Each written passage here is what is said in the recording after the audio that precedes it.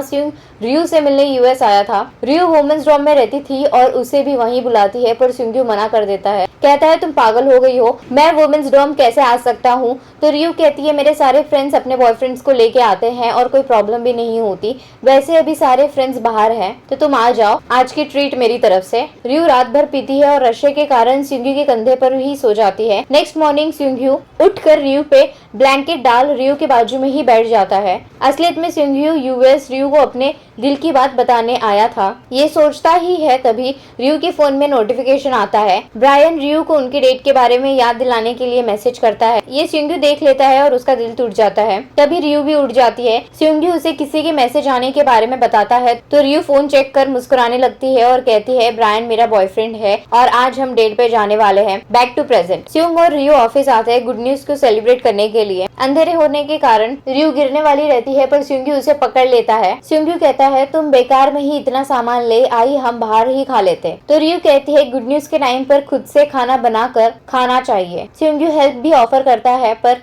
रियू मना कर देती है तो स्यूंग लैपटॉप पर अपना काम करने लगता है। रियू को इतनी मेहनत करते देख स्यूंग उसे मुस्कुराते हुए देखने लगता है। खाना रेडी हो जाता है। खाने में हरी भरी सब्जियों को देख स्यूंग का मूड खराब हो जाता है, पर जैसे ही वो टेस्ट करता है उसे वो बहुत टेस्टी लगता है। पर रियू को परेशान करने के लिए कहता है ठीक ही बना है, शायद मुझे बहुत भूख लगी थी इसीलिए मुझे अच्छा लग रहा है। रियू बड़े प्यार से कहती है सच बोलो ना तुम्हें कैसा लग रहा है। रियू को इतने प्यार से देखते देख स्यूंग की बोली बंद हो जाती है। तभी मोम भी आकर उन्हें ज्वाइन करती है तो स्यूंग ड्रिंक्स का बहाना बनाकर बाहर आ जाता है और कहता है रियू मुझे इतने प्यार से क्यों देख रही थी, हमेशा तो वो मुझे बड़े गुस्से में देखती है और आज इसे क्या हुआ। दूसरी तरफ मोम को उसकी मॉम का कॉल आता है पर उसे इग्नोर कर देती है। तो रियू पूछती है तू कॉल इग्नोर क्यों कर रही है। तो मोम कहती है क्योंकि मुझे पता है वो क्या कहेंगी, वो चाहती है कि मैं ब्लाइंड डेट पे जाऊँ, जल्दी शादी कर लूँ। तुम्हें तो पता है ना मेरे डैड के गुजरने के बाद मेरी दादी पागल हो गई थी और मेरे डैड के मरने का कारण मेरी मॉम को समझती थी, इसीलिए हम यहाँ शिफ्ट हो गए। वैसे मुझे तुम्हें वेडिंग ड्रेस में देखना था। तो रियू कहती है तुम मुझे अब भी देख सकती हो और अपने वेडिंग ड्रेस में किए फोटोशूट उसे दिखाने लगती है। मोम कहती है मैं पता लगा के रहूंगी तुम्हारे ब्रेकअप का कारण, वैसे क्या तुम उससे मूव ऑन कर गई हो। तो रियू कहती है नहीं, मैं अब भी उसे ही प्यार करती हूँ। तभी वहाँ स्यूंगी अपना वॉलेट लेने आ जाता है। स्यूंगी ने उनकी सारी बात सुन ली होती है और उसे बहुत बुरा भी लगता है। अगले दिन सारी मोम बुद्धा टेम्पल जाती है और अपनी फैमिली के लिए विश मांगती है। मीसुक रियू के लिए विश मांगती है और वही हाई सुक उसके और स्यूंगी के बीच सब ठीक हो जाए ये विश फ्रेंच में लिखती है ताकि कोई पढ़ ना पाए। मिस्टर रियून चाहते थे कि रियू उनकी कंपनी वापस से ज्वाइन कर ले, पर स्यूंगी मना कर देता है और कहता है हमने एक बार रियू से हेल्प मांग चुके हैं, रियू को और भी जरूरी काम है और मैं नहीं चाहता कि वो हमारी वजह से वापस ग्रिप के साथ काम करे। मिस्टर यून भी अग्री करते हैं और कहते हैं फिर तो हमें रियू को फेयरवेल पार्टी देना चाहिए, जिसे स्यूंग भी हाँ कर देता है। रेस्टोरेंट में सब पास्ट के बारे में बात करने लगते हैं। रियू नायोन से एक नॉवेल रिकमेंड करने की कहती है तो वो भी एक पास्ट लाइफ की स्टोरी रिकमेंड करती है। ये सुन स्यूंग चिढ़ जाता है और कहता है ये सब बकवास है, हमें पास्ट को भुलाकर फ्यूचर में रहना चाहिए। स्यूंग का इशारा रियू के लिए था। मोम पार्क वापस उस बच्चे को ढूंढने जाती है तो वहाँ दानू मिलता है जो 4 पत्तों वाला लीफ क्लोवर ढूंढ रहा रहता है, तो मोम भी उसे ज्वाइन कर लेती है। मोम को वो 4 पत्तों वाला क्लोवर मिल जाता है तो दानू उसे लेकर बहुत खुश हो जाता है। मोम पूछती है क्या तुम्हें ये किसी लड़की को देना है। दानू हाँ कहता है और चला जाता है। रियू वापिस ऑफिस आ जाती है और पूछती है क्या तुझे सच में मेरी जरूरत नहीं है, अगर तू मेरा सोच रहा है तो इट्स ओके, मैं तेरी हेल्प करने के लिए टाइम निकालूंगी। तो स्यूंगी कहता है क्या तू पागल हो गई है, तूने कहा था ना तुझे अपना ड्रीम ढूंढना है, पर सिर्फ तू टाइम पास कर रही है, मैं अपना काम कर सकता हूँ। रियू कहती है मैं तो सिर्फ तेरी हेल्प करना चाहती थी। तो स्यूंगी कहता है उसकी जरूरत नहीं है। रियू कहती है रही बात ड्रीम की तो मैं डेली कोशिश कर रही हूँ। स्यूंगी कहता है अच्छा तो कोशिश नहीं करके दिखा। ये सुन रियू कहती है क्या तू किसी बात से नाराज है या ग्रज है या ग्रिप की नई बिल्डिंग का प्रोजेक्ट क्रेज के कारण ना मिलने की वजह से गुस्सा है। स्यूंग कुछ कहने ही वाला रहता है तभी एक लड़की उसे बैक हक कर लेती है। स्यूंग और रियू दोनों ही ये देख शॉक हो जाते हैं। वो स्यूंग की एक्स गर्लफ्रेंड तेही रहती है। मिस्टर यून उसे बहुत सुनाने लगते हैं तुम्हें यहाँ आने से पहले शर्म नहीं आई, तुमने स्यूंग को किसी और लड़के के लिए छोड़ दिया था। तो तेही कहती है मैं यहाँ एज अ क्लाइंट आई हूँ। तेही एक ओंगी आर्टिस्ट होती है जो फ्रेस्को नाम की कंपनी के साथ काम कर रही है। फ्रेस्को एक इंटरनेशनल ब्रांड रहता है जो बाउल्स पॉट्स बनाते हैं। तेही को डिजाइन बनाने के लिए स्यूंग की मदद चाहिए। मिस्टर यून मना कर देते हैं पर तेही उन्हें बहुत एक्सपेंसिव बाउल गिफ्ट करने का कहती है तो मिस्टर यून मान जाते हैं। दूसरी तरफ नायून रियू से तेही के बारे में पूछती है। रियू कहती है कॉलेज में मिले और इन्होंने 1 साल तक डेट किया, काफी पैशनेट रिलेशनशिप था इनका। तभी एक फ्लैशबैक दिखाया जाता है। रियू एक बार यूएस से कोरिया वैकेशन मनाने के लिए आई थी। उसने स्यूंग और तेही को कार में किस करते हुए देख लिया था और ये देख वहाँ से भाग गई थी। ये सब रियू बता ही रही होती है, तभी स्यूंग और तेही आ जाते हैं। तेही पूछती है क्या तुम्हें सच में लगता था हमारा रिलेशनशिप पैशनेट था? रियू सॉरी कहती है गॉसिप करने के लिए। तेही कहती है तो तुम हो रियू जिसके बारे में स्यूंग्यू मुझे हमेशा बताया करता था। तेही रियू को वीकेंड पे अपने स्टूडियो बुलाती है पर रियू मना कर देती है। घर जाते समय स्यूंग्यू को रियू के डैड मिलते हैं और दोनों ड्रिंक करने बैठ जाते हैं। नेक्स्ट मॉर्निंग रियू डोंगजिन को उठाने उसके कमरे में जाती है। रियू गुस्से में उसके बेड पे चढ़ उसको मारने लगती है, जिससे वो उठकर रियू को ही बेड पर गिरा देता है। पर वो डोंगजिन नहीं स्यूंग्यू था, वो भी शर्टलेस। तभी डोंगजिन इन्हें देख चिल्लाने लगता है और डैड को बुलाने लगता है। स्यूंग जल्दी से कहता है जैसा तुम सोच रहे हो वैसा कुछ नहीं है और जल्दी से उसके पीछे जाने लगता है, पर उसका पैर कबर्ड से टकरा जाता है और उसे बहुत जोर से लग जाती है। रियू उसे हॉस्पिटल ले जाती है जहाँ स्यूंग्यू के डैड कहते हैं फिकर की कोई बात नहीं है, हड्डी नहीं टूटी है, बस चलने में थोड़ी दिक्कत होगी, 1 हफ्ते थोड़ा आराम करना पड़ेगा। स्यूंग्यू को बहुत दर्द होता है तो रियू उसे क्राई बेबी बोलकर उसका मजाक उड़ाने लगती है। रियू के डैड भी रियू को ही चिल्लाने लगते हैं कि क्या जरूरत थी तुम्हें इतना मारने की, तो रियू कहती है मैंने उसको नहीं मारा, वो खुद से गिर गया। स्यूंग्यू के डैड पूछते हैं ये सब कैसे हुआ, तो स्यूंग्यू बताता है कि कैसे रियू के डैड और वो फुल नशे में थे और घर जाकर भी बहुत पिया और डोंगजिन के कमरे में सो गया। तो स्यूंग के डैड कहते हैं कि रियू के डैड के साथ कभी ना पिए और दूर रहे। रियू के डैड बस से घर चले जाते हैं। स्यूंग कार चला नहीं सकता था तो रियू उसे तेही के स्टूडियो ले जाती है। मोम और दानो वापिस से कन्वीनियंस स्टोर में मिलते हैं। मोम हाय बोलकर अंदर जाने ही लगती है, तभी दानो उसे रोक कर ड्रिंक और लॉलीपॉप देता है और लीफ क्लोवर ढूंढने के लिए थैंक यू कहता है। तभी मोम पूछती है क्या उस लड़की को पसंद आया, तो दानो कहता है नहीं, मैंने उसे बताया कि मैंने बहुत ढूंढा पर मुझे नहीं मिला, मेरी हेल्प एक लड़की ने की, उसने ढूंढ के दिया। मोम कहती है ये बताने की क्या जरूरत थी, तो दानो कहता है मैं झूठ नहीं बोलता और वहाँ से चला जाता है। मोम कहती है ये कितना बेवकूफ है, ये जरा सा भी लड़कियों को नहीं समझता। दूसरी तरफ रियू के ड्राइविंग से स्यूंग्यू एकदम डरा हुआ रहता है, वहीं रियू एकदम मजे में रहती है। दोनों स्टूडियो पहुंचते हैं। तेही रिसीव करने आती है। स्यूंग्यू के पैर को देख तेही को चिंता होती है, पर रियू कहती है थोड़ा सा ही लगा है, ज्यादा परेशानी की बात नहीं है। तेही स्यूंग्यू का हाथ पकड़ अंदर ले जाती है और रियू को अंदर आने के लिए कहती है। रियू को वो प्लेस बहुत ही ज्यादा अच्छा लगता है। तेही सॉसेज और पेस्ट भी बनाती थी पड़ोसी लेडीजों की मदद से। आज तेही बनाने वाली थी सोयाबीन पेस्ट और इसीलिए उन्हें भी यहाँ पे ही बुलाती है। स्यूंग्यू हेल्प करने से मना करता है पर रियू हाँ करती है। रियू बहुत खुश होकर मदद करने लगती है तो स्यूंग्यू भी ज्वाइन कर लेता है। तेही स्यूंग्यू को अंदर बुलाती है और कहती है काम तो एक बहाना था, मुझे तो असलियत में तुमसे मिलना था, पर इस बारे में हम बाद में बात करेंगे, अभी काम पे फोकस करते हैं। और उंगी पॉट्स उसे सिखाने लगती है। रियू वॉशरूम जा ही रही थी, तभी रियू स्यूंग को पॉट बनाते हुए देखती है। तभी तेही स्यूंग की हेल्प करने आ जाती है। रियू वहाँ से जाने ही लगती है पर किसी चीज से टकरा जाती है। दोनों ही उसे देख लेते हैं। रियू वॉशरूम का रास्ता पूछ वहाँ से चली जाती है। स्यूंग जैसे ही बाहर आता है तो रियू उसे सॉरी कहती है उनका रोमांटिक मोमेंट डिस्टर्ब करने के लिए। स्यूंग कहता है आखिर तुम कहना क्या चाहती हो, तो रियू कहती है तुम दोनों एक साथ बहुत प्यारे लगते हो, आई होप तुम दोनों वापस से एक साथ हो जाओ, मेरा मतलब कि पुरानी फीलिंग्स वापस आ सकती है अब तुम दोनों वापस से मिले हो तो। तभी स्यूंग रुक कर कहता है मैं आखिरी बार तुम्हें वार्निंग दे रहा हूँ, दूसरों के काम में टांग अड़ाना बंद करो। रियू कहती है अरे मेरा मतलब था कि अगर तुम उसे अभी भी पसंद करते हो तो, वैसे भी मैंने एक दोस्त के नाते बोला। सिंधु कहता है नहीं हमारे बीच ऐसी बात नहीं हो सकती और वहाँ से चला जाता है। तभी मिस्टर यून और उनकी टीम भी आ जाती है। मिस्टर यून का पेट खराब था उसीलिए वो पूरे रास्ते वॉशरूम जा जाकर आए हैं। मिस्टर यून स्यूंग के पैर के बारे में पूछते हैं तो स्यूंग कहता है कबर्ड से लग गया और बाहर हवा खाने जाता है। मिस्टर यून और उनकी टीम अंदर आती है तो तेही उन्हें भी काम पर लगा देती है। स्यूंग्यू पेड़ के नीचे बैठ रियू की बातें सोचने लगता है कि कैसे वो अभी भी उसके एक्स को ही प्यार करती है और सैड फील करने लगता है। दूसरी तरफ मोम और उसकी टीम अभी एक केस से आए होते हैं और लंच के बारे में डिस्कस करने लगते हैं कि कौन क्या खाएगा। तभी एक इमरजेंसी केस के लिए उन्हें जाना पड़ता है। मोम जैसे ही घर के अंदर एंटर करती है तो वो पार्क वाली बच्ची जमीन पर लेटी हुई होती है। वो अपना नाम योंदू बताती है। उसी ने कॉल किया था क्योंकि उसे बहुत दर्द हो रहा था। ये कहकर वो बेहोश हो जाती है। दूसरी तरफ सब पेस्ट बनाने में मदद कर रहे होते हैं। तभी तेई आती है किसी से हेल्प मांगने के लिए, तो रियू आगे आती है। तेई उसे मना करती है और कहती है तुम नहीं कर पाओगी, 30 किलो का जार है ये, हमें इस जार को मूव करना है। तो रियू कहती है मैं बहुत स्ट्रांग हूँ।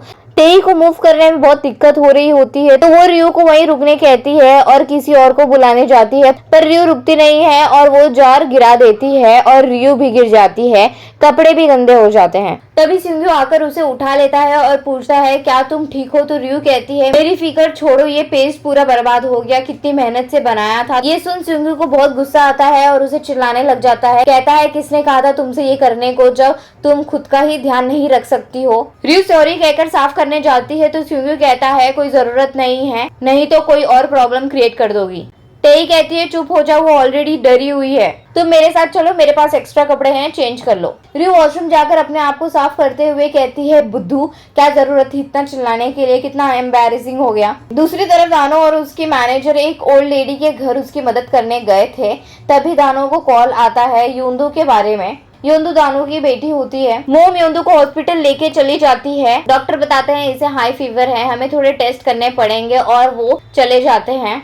मोम उसके हाथ में 4 पत्तों वाला क्लोवर देखती है। तभी दानू भी वहां आ जाता है और घबराते हुए कहता है योंदू पापा आ गए हैं, अपनी आंखें खोलो। नर्स उसे साइड होने कहती है। तभी योंदू भी अपनी आंखें खोलती है। ये देख दानू को राहत मिलती है।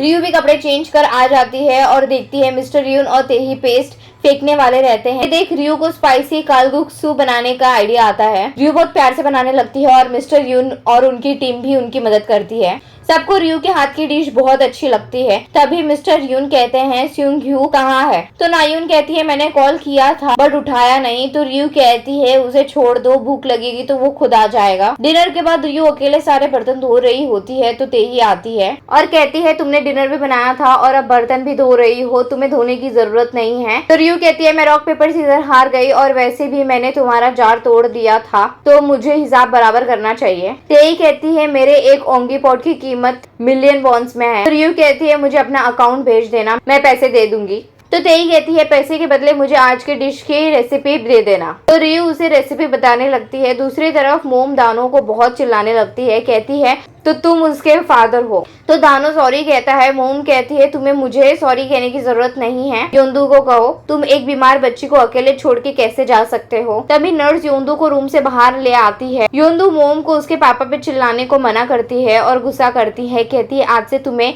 इग्नोर करूंगी, तुम मुझसे बात नहीं करना। दानो योंदू से सॉरी कहता है अकेले छोड़ने के लिए। तो योंदू कहती है सॉरी कहने की जरूरत नहीं है, आपने तो मुझे पहले ही सिखाया था, बुरे लोग मिले तो 112 पे कॉल करना और बीमार हो तो 119 पे। आई एम सॉरी मैंने आप पे चिल्लाया जब आपने 4 पत्तों वाला क्लोवर लाके दिया। रियू तेई के सारे पॉट्स को देख रही होती है। तभी उसकी नजर उसके हाथ के स्कार्स पर पड़ती है, जो तेई देख लेती है। तो रियू उसे सॉरी कहती है देखने के लिए। तेई बताती है सॉरी की बात नहीं है, मुझे तो ये स्कार्स बहुत पसंद है, मैं जब भी ये स्कार्स देखती हूँ तब मुझे मेरे ओंगी आर्टिस्ट बनने का ड्रीम याद आता है। तब रियू भी अपने ड्रीम के बारे में सोचने लगती है। थोड़ी देर बाद तेई स्यूंगी से बात करने आती है और कहती है तुम्हें याद है जब रियू ने कहा था हम बहुत पैशनेट थे पास्ट में, पर असलियत में सिर्फ मैं थी, तुम नहीं। स्यूंगी पूछता है क्या इसीलिए तुमने मुझसे ब्रेकअप किया था? तो तेई हाँ कहती है। स्यूंगी बहाने बनाने लगता है कि मुझे सच में अफेक्ट हुआ था हमारे ब्रेकअप से। तेई कहती है जब तुम आज रियू पे चिल्ला रहे थे उसकी तो कोई गलती भी नहीं थी, वो जार पहले से ही क्रैक था, मैंने कुछ नहीं कहा क्योंकि मैं रियू से जेलस थी। वहाँ रियू सो नहीं पाती है तो वॉक पे चली जाती है। तो वो अपने टॉप को देखती है जो एकदम साफ लटका हुआ था।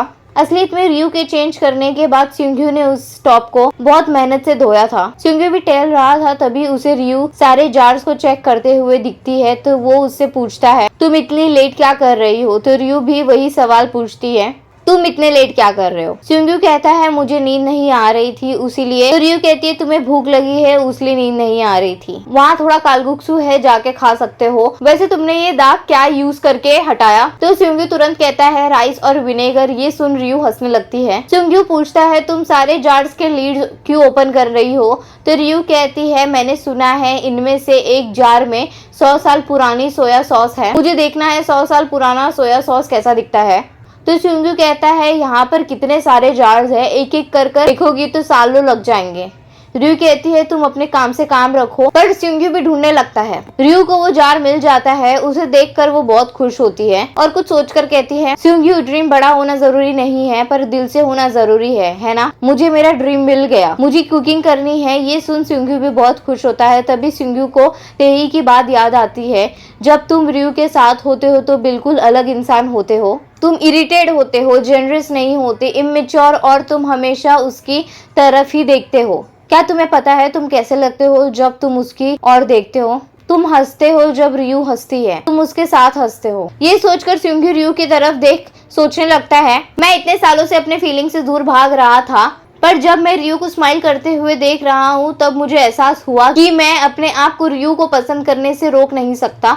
मुझे वो पसंद है। रयू अपने बचपन के ड्राइंग्स को देख बहुत खुश होती है। वहीं सिंग्यू रयू के मैरिज इनविटेशन को देख रयू के सारे फर्स्ट टाइम मेमोरीज को याद करता है। जब पहली बार उसका दांत टूटा था, जब पहली बार उसने बिना सपोर्ट के साइकिल चलाया था, जब पहली बार वो घर छोड़ के भागी थी, जब पहली बार वो किसी से रिजेक्ट हुई थी। मैं उसे बचपन से जानता हूँ तो मुझे लगा कि मुझे उसके बारे में सब पता है, पर ऐसा नहीं है। रयू की ड्राइंग से हमें पता चलता है कि रयू के पापा एक शेफ थे और होटल में काम करते थे, पर उन्होंने जॉब छोड़कर अपनी शॉप खोली। तभी मिसुक रयू को नीचे बुलाकर सिंग्यू के घर खाना पहुंचाने के लिए कहती है। रयू खाना डिलीवर कर सिंग्यू से ऊपर मिलने जाती है। सिंग्यू के डैड इतने सारे डिशेस देख बहुत खुश हो जाते हैं। हाइसू को भी खाने का मन रहता है पर वो खाने से मना कर देती है। सिंग्यू वॉशरूम में नहा रहा होता है। रयू जैसे ही कमरे में जाती है तो देखती है उसका कमरा हाई स्कूल के टाइम का ही है, बिल्कुल भी चेंज नहीं हुआ।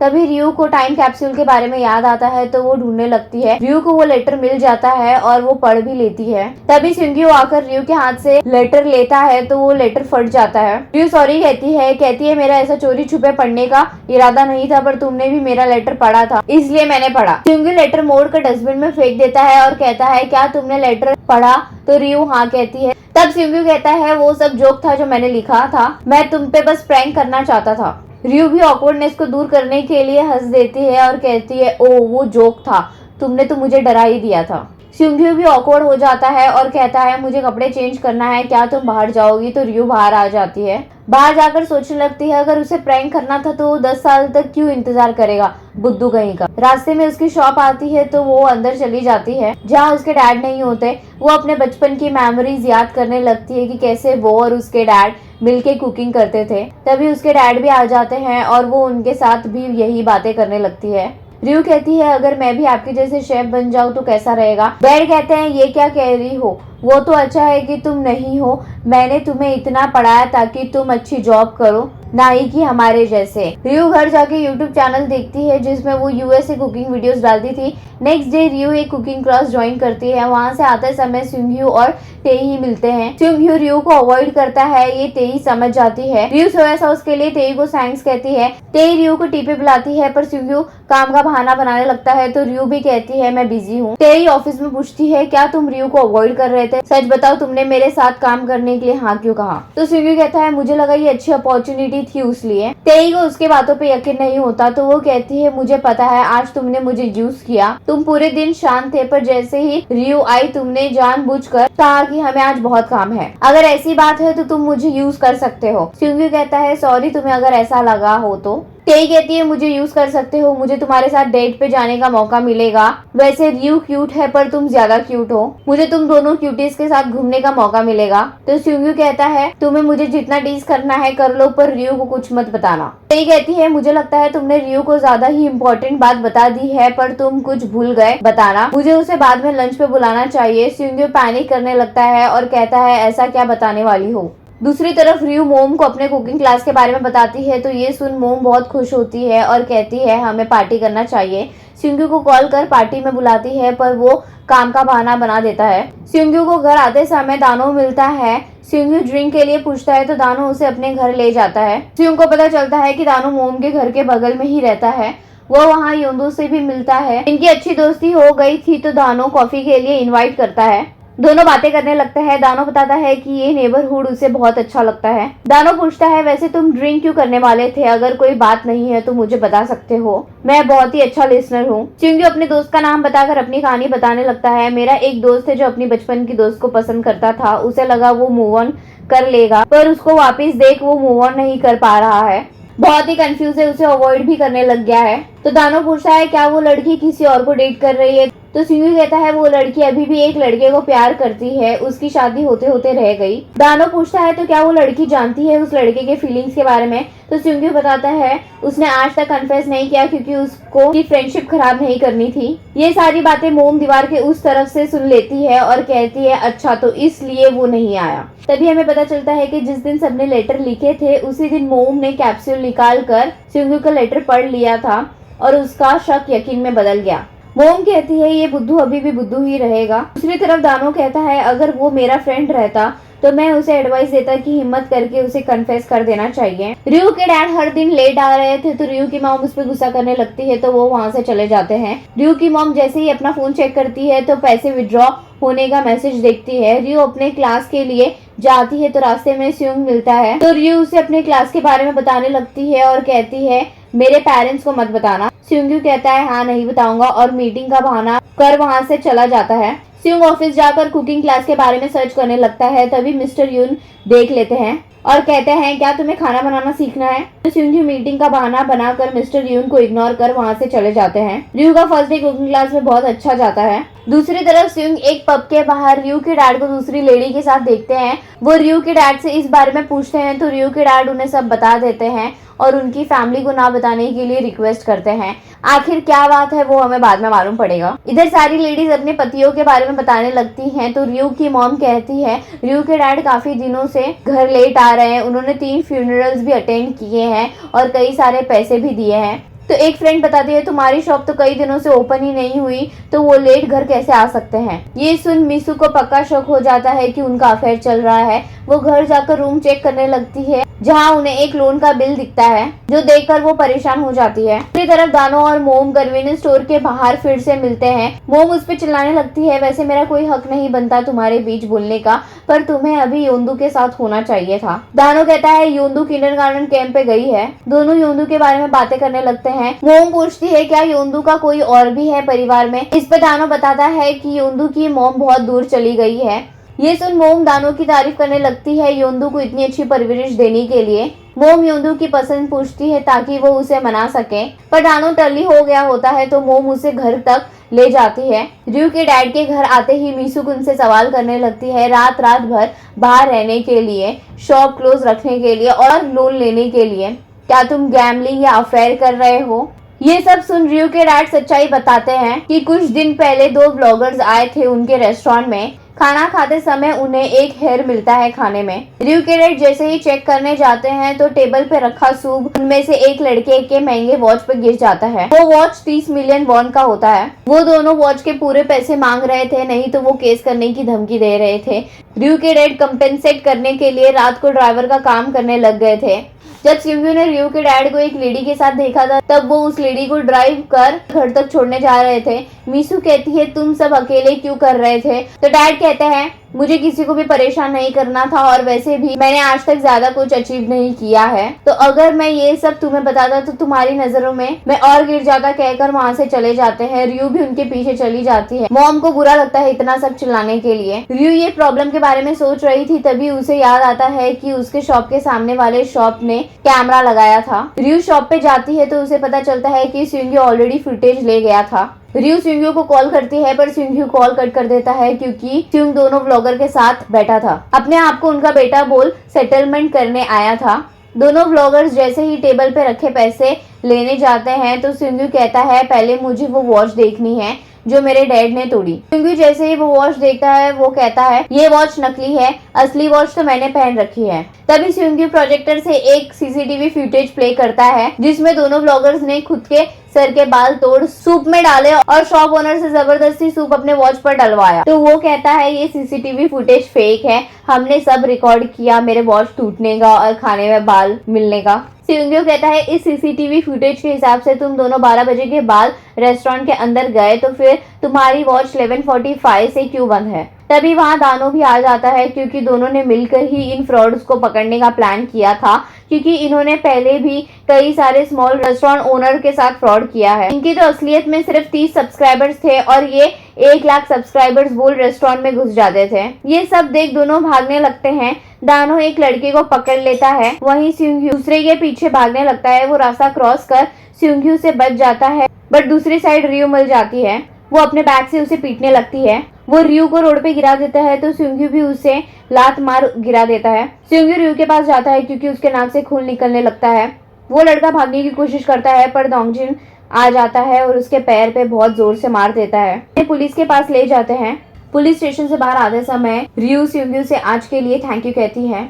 तुम तो मुझसे ज्यादा अच्छे हो, मुझे तो पता भी नहीं था कि मेरे पापा के साथ क्या हो रहा है। स्योंग्यू कहता है मैं हमेशा से ही अच्छा था और वैसे भी तुम्हारे डैड कोई स्ट्रेंजर नहीं है मेरे लिए। तो रियू कहती है क्या मैं तुम्हारे लिए स्ट्रेंजर हूँ? तुम कई दिनों से मुझसे दूरी बना रहे हो, मुझे इग्नोर कर रहे हो। हमारे बीच पहले तो इतना ऑकवर्डनेस नहीं था। स्योंग्यू कहता है हम हमेशा पहले की तरह नहीं रह सकते, हम बड़े हो चुके हैं, हमारी खुद की लाइफ है और मेरी खुद की। पास में रहना बंद करो, बच्चों जैसे मेरे विंडो पे नॉक करना बंद करो, हमें एक दूसरे को प्राइवेसी देनी चाहिए, कहकर चला जाता है। रियू रात को सो नहीं पाती और सोचती है कि शायद उसके लेटर पढ़ने के कारण वो उससे गुस्सा है। वो बात करने के लिए खिड़की पे आती है पर उसे स्योंग्यू की विंडो पे नॉक ना करने की बात याद आ जाती है और वो विंडो बंद कर सोने चली जाती है। दूसरी तरफ स्योंग्यू को बुरा लगता है रियू से इतना भला बुरा कहने के लिए। रियू स्योंग से मिलने आती है डिश लेकर जो उसने कुकिंग क्लास में सबसे पहली बनाई। ये वही डिश होती है जो स्योंग्यू ने कोरिया में आकर सबसे पहले खाई थी। स्योंग कहता है तुम्हें ये अभी याद क्यों है? रियू कहती है हम बचपन से दोस्त हैं, मैं तुम्हें तुम्हारे पेरेंट्स से भी ज्यादा अच्छे से जानती हूँ। स्योंग कहता है क्या तुम सच में मुझे अच्छे से जानती हो? रियू पूछती है कहना क्या चाहते हो? स्योंग कहता है तेरी मेमोरीज का कोई मतलब नहीं है, ये सब पास्ट की बातें हैं। पास्ट की बातें याद दिलाकर मुझे परेशान करना बंद कर, हम बच्चे नहीं रहे, हम अपने 30s में हैं। तुम मेरी जिंदगी में दखल देना बंद कर दो। तो रियू कहती है बिल्कुल नहीं, मैं तुम्हारी जिंदगी में हमेशा दखल देती रहूंगी। क्या तू मेरी परमिशन लेके मेरे घर आया था? स्योंग कहता है अब बस कर, तेरे वजह से मैं पागल हो जाऊंगा, कहकर वहां से चला जाता है। तब रियू सोचने लगती है मुझे स्योंग्यू के सारे फर्स्ट टाइम याद है। जब पहली बार उसने बनाना मिल्क पिया था, जब पहली बार उसने स्विमिंग की थी, जब पहली बार वो मुझसे हाइट में बड़ा हो गया था। तब रियू को याद आता है कि स्योंग्यू को किसी पे क्रश था पर किस पे था वो आज तक उसे नहीं पता। तो वो उसके पीछे भागने लगती है और स्योंग को रुकने कहती है पर वो नहीं रुकता। तो रियू उस पे अपना हील निकाल के मारती है। स्योंग पलटता है तो रियू पूछती है पहले जो तुमने कहा उसका मतलब क्या था? स्योंग्यू हील पहनाकर उसे बताने ही जा रहा रहता है तभी रियू का एक्स फियांसे आ जाता है। उसे देखकर दोनों शॉक हो जाते हैं। रियू उससे पूछती है तुम यहाँ क्या कर रहे हो? तो ह्यूनजुन कहता है मैं तुमसे मिलने आया हूँ, मैं तुम्हें बहुत मिस कर रहा था। स्योंग्यू गुस्से में कहता है तुम यहाँ क्या कर रहे हो? तुम्हें दिखाई नहीं देता मैं रियू से बात कर रहा था? ह्यूनजुन कहता है मैं तुम्हें जानता हूँ, तुम रियू के बचपन के दोस्त हो ना, शायद तुम भी मुझे जानते हो ना, और उसे हेलो कहता है। स्योंग्यू हाथ मिलाने से मना कर देता है और कहता है तुम यहाँ क्यों आए? तो ह्यूनजुन कहता है क्या मतलब? स्योंग्यू कहता है तुम्हें मतलब जानने की जरूरत नहीं है और रियू का हाथ पकड़ के जाने लगता है।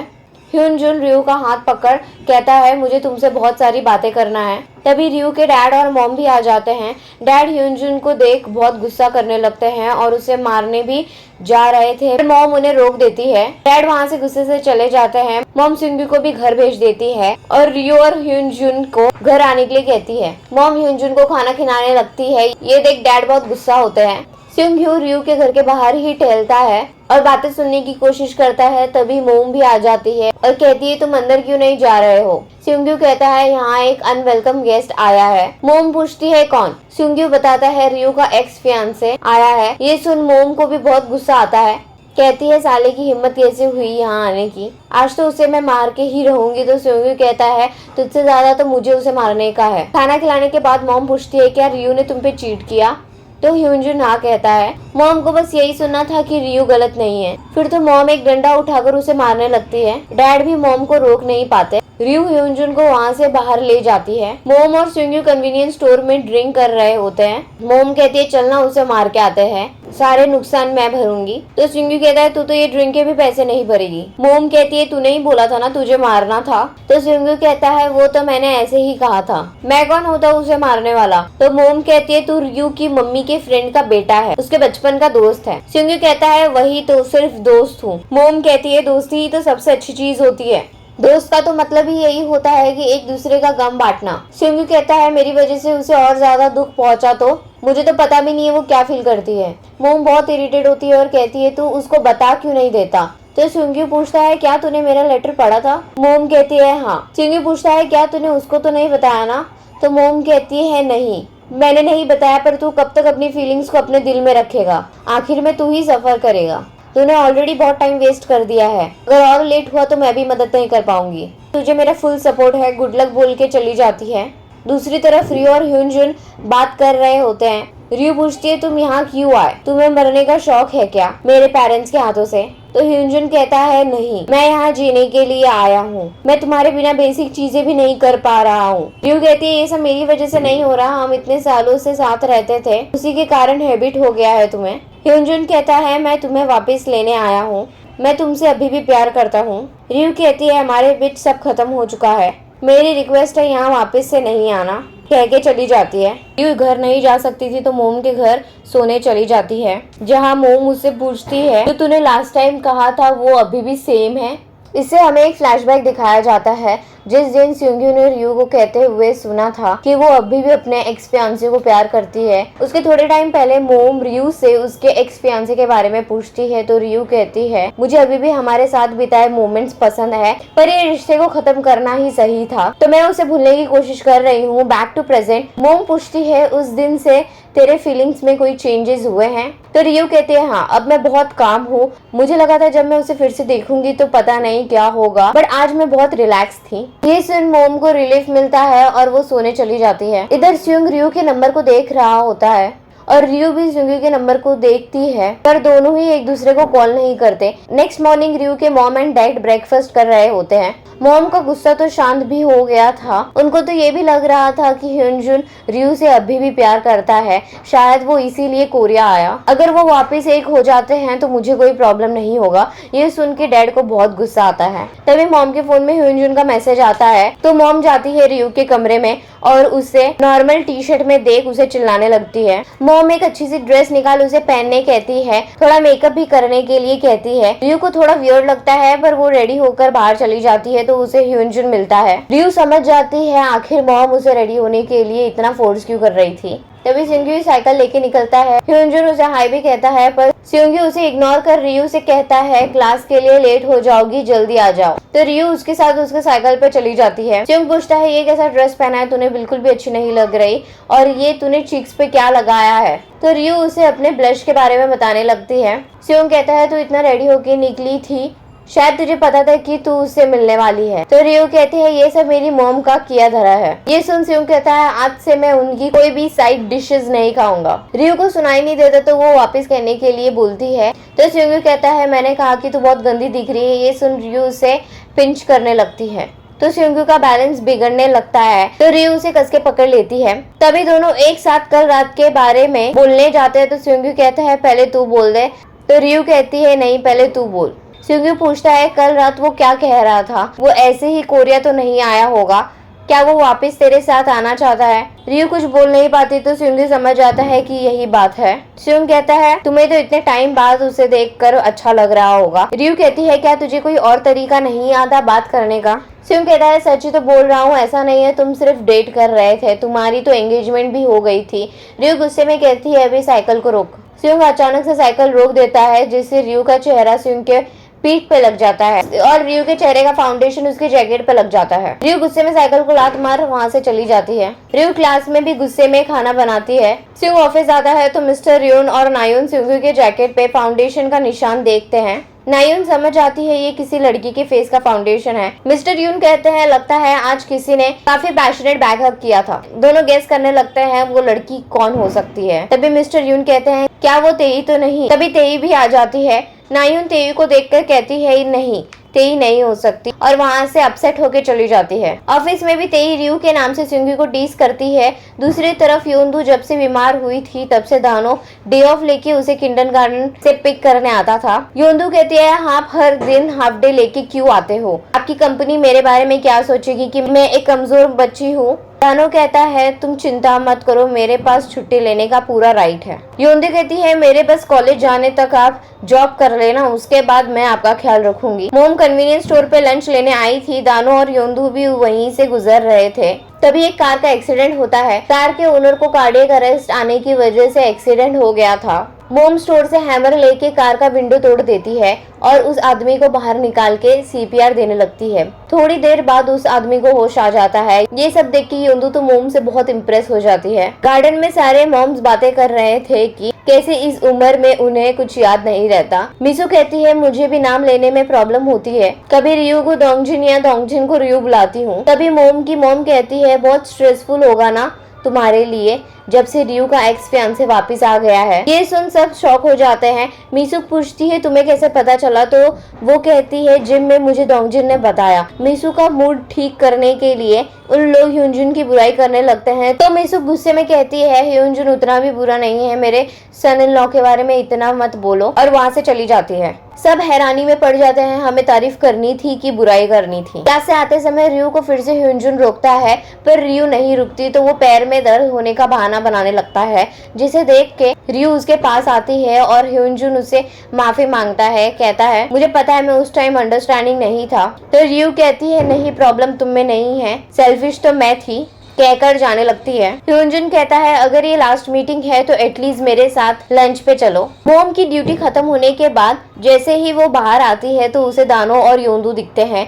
मोम भाग के योंदू को मिलने जाती है। योंदू उसे थोड़ा झुकने कहती है। योंदू मोम के गाल पे मलहम लगाती है और बैंडेज लगाती है। मोम उसे थैंक यू कहकर कस के गले लगा लेती है। योंदू कहती है आप तो स्पाइडरमैन से भी ज्यादा कूल थे। दोनों की फ्रेंडशिप हो जाती है। दोनों बाजू में ही रहते थे, तो दानो लिफ्ट देने का ऑफर करता है, तो सब साथ में चले जाते हैं। योंदू को कोल्ड था इसलिए कार में एसी ऑन नहीं था। दानो को गर्मी लग रही थी तो इसलिए उसने जैकेट उतार दी। दानो बताता है योंदू तो आज तुमसे सुपर इम्प्रेस हो गई। मोम खुश होकर कहती है आखिरकार हमारी दोस्ती हो गई, आज रात तो मैं ये बैंडेज भी नहीं निकालूंगी। दानो पूछता है क्या तुम्हें ऐसे चोट हमेशा लगते रहते हैं, तो मोम कहती है हाँ कभी कभी लगते रहते हैं। दानो पूछता है क्या तुम्हें डर नहीं लगता, तो मोम कहती है मुझे किसी भी चीज का डर नहीं लगता सिवाय एक चीज से कि अगर मैं टाइम से नहीं पहुंची और मैं किसी को बचा नहीं पाई। दानो कहता है तुम सच में ब्रेव हो, तुम्हें देख के रियलाइज होता है कि हीरो आसपास ही है। मोम कहती है ऐसा कुछ नहीं है, मैं तो बस अपना काम कर रही हूँ, पर मैंने भी एक हीरो को देखा है। एक बार हम एक घायल बच्चे को हॉस्पिटल लेके जा रहे थे और फुल ट्रैफिक थी, तब अचानक से एक आदमी अपने कार से निकल ट्रैफिक क्लियर किया। वो एकदम सुपर हीरो जैसा था, बिल्कुल मेरे सपनों का राजकुमार। मैं उसका चेहरा नहीं देख पाई, पर मैं उसे मड फ्लैट मैन बुलाती हूँ। नानो पूछता है इसका क्या मतलब है। मोम बताती है उस आदमी के टी शर्ट पे I love you mud flats लिखा था। ये सुन दानो शॉक हो जाता है और तुरंत ब्रेक मारता है। तभी मोम भी उसका बैग देख लेती है। दानो ने आज कोइंसिडेंटली वही टी शर्ट पहना था। तभी मोम पूछती है ये टी शर्ट तुम्हारे पास कैसे, तो दानो बताता है मैं एक स्टोरी कवर करने गया था इन्वायरमेंट पे, तो इन्वायरमेंटल ग्रुप ने मुझे ये दिया। तो मोम कहती है फिर तो तुम उस आदमी को जानते होगे। दानो कहता है मैं नहीं जानता, ज्यादातर उस ग्रुप में बूढ़े लोग हैं। दानो तो सच बता नहीं पाता, असलियत में वही है।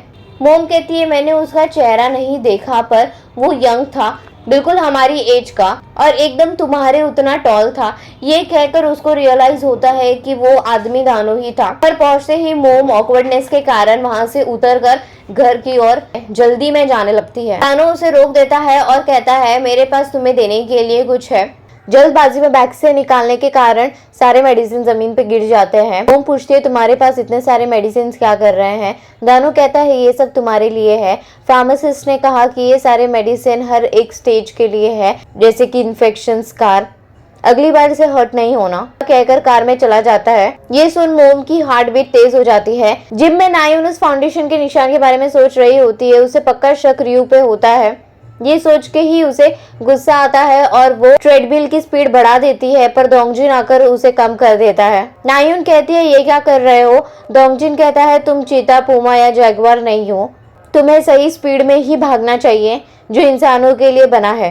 नायुन कहती है मैंने पर्सनल ट्रेनर के लिए साइन अप नहीं किया है, तो तुम यहाँ से चले जाओ। कहकर स्पीड वापस से बढ़ा देती है। डोंगजिन फिर से स्पीड कम कर देता है और कहता है तुम ये मशीन तोड़ दोगी और खुद को भी।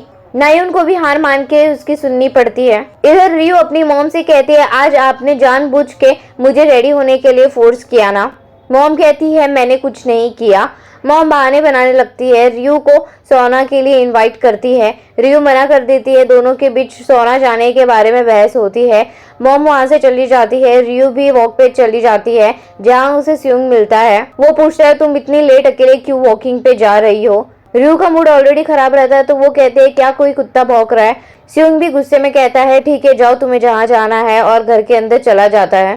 रयू वॉक करते करते काफी दूर आ जाती है। उसे लगता है कि उसका कोई पीछा कर रहा है तो वो भागने लगती है। थोड़ी देर भागने के बाद जब वो पीछे मुड़ के देखती है तो कोई और नहीं स्योंग्यू होता है। रयू गुस्से में कहती है पागल गधे, तुमने तो मुझे डरा ही दिया था, तुम मेरा पीछा क्यों कर रहे थे। स्योंग्यू पूछता है तुम अचानक से भागने क्यों लग गई थी। रयू कहती है मुझे लगा मेरा कोई पीछा कर रहा है, तुम्हें मेरा नाम ले लेना चाहिए था ना। स्योंग्यू कहता है तुम भी तो पीछे देख सकती थी ना। फिर स्योंग्यू कहता है हमारी यही प्रॉब्लम है, हम हमेशा एक्सक्यूजेस बनाते रहते हैं और एक दूसरे पे ब्लेम शिफ्ट करते हैं और हमेशा ऐसे ही झगड़ते रहते हैं। जैसे कि लास्ट टाइम जो मैंने कहा था मेरा वो मतलब नहीं था, असलियत में मैं आंसर करने वाला था तुम्हारे सवाल का। तभी रयू कहती है अभी कुछ मत कहो, ऑलरेडी मेरे दिमाग में बहुत कुछ चल रहा है तो मुझे बाद में बताना। स्योंग्यू पूछता है बाद में कब। रयू कहती है बस बाद में, अभी सब कुछ बहुत कॉम्प्लिकेटेड है। स्योंग्यू कहता है क्या ये सब उस ह्यूनजुन की वजह से है। रयू कहती है नहीं उसकी वजह से नहीं, और भी चीजें हैं। स्योंग्यू कहता है ठीक है मैं तुम्हें बाद में आंसर करूंगा जब तुम्हारा दिमाग से सारे प्रॉब्लम्स चले जाए, मैं वेट करूंगा तुम्हारे सारी कॉम्प्लिकेशंस का दूर होने तक। रयू को समझ आता है कि स्योंग्यू को बुरा लगा है तो वो जैसे ही कुछ बोलने जाती है तो स्योंग्यू उसे रोक देता है और कहता है बाद में, तुमने ही कहा था ना बाद में। पर मुझे सिर्फ एक सवाल है, क्या तुम उससे ऐसे ही मिलते रहोगी। तो रयू कहती है नहीं। स्योंग्यू पूछता है क्या तुम सच बोल रही हो। तो रयू कहती है हाँ। स्योंग्यू कहता है ठीक है मुझे लगता है हमने बहुत वॉकिंग और रनिंग कर लिया है, अभी हमें घर चलना चाहिए। रयू भी हाँ कहकर चलने लगती है। स्योंग्यू को साथ ना चलते देख पीछे मुड़ती है तो स्योंग्यू कहता है तू आगे चल, मैं इस बार सच में तेरे पीछे रहूंगा ताकि तुझ डर के मारे पीछे मुड़कर ना देखना पड़े। दोनों साथ में चलने लगते हैं। क्योंकि मॉम सुबह उठकर फोन में देखती है कि आज उसका बर्थडे है। ये देख वो बहुत एक्साइटेड हो जाती है। बाहर निकल के देखती है कि डैड तो जल्दी में ऑफिस जा रहे हैं। वो पूछती है इतनी जल्दी में क्यों जा रहे हो। तो डैड कहते हैं इमरजेंसी केस है। मॉम पूछने ही जाती है घर कब तक आओगे, तब तक डैड चले जाते हैं। ये देख उन्हें थोड़ा बुरा लगता है। वो स्योंग्यू के कमरे में जाती है तो वो भी नहीं रहता। सुबह सुबह स्योंग्यू को तेही ने बुलाया था केटली का डिजाइन देखने के लिए। तेही चाहती थी कि स्योंग्यू ही सबसे पहले देखे।